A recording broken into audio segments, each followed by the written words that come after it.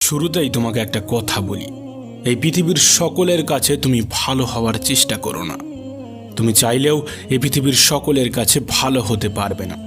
আজ পর্যন্ত কেউ তা পারেনি, আর তুমিও পারবে না। যদি সৎ হতে হয়, যদি ভালো হতেই হয়, তাহলে নিজের কাছে হও, নিজের পিতামাতার কাছে হও। কিছু কিছু জিনিস, কিছু কিছু আদর্শ মেনে চলা উচিত। তার মধ্যে একটি আদর্শ হলো বন্ধুদের সাথে কখনো বিশ্বাসঘাতকতা করবে না। শুধু তাই নয়, বিশ্বাসঘাতকের সাথেও কখনো বন্ধুত্ব করবে না।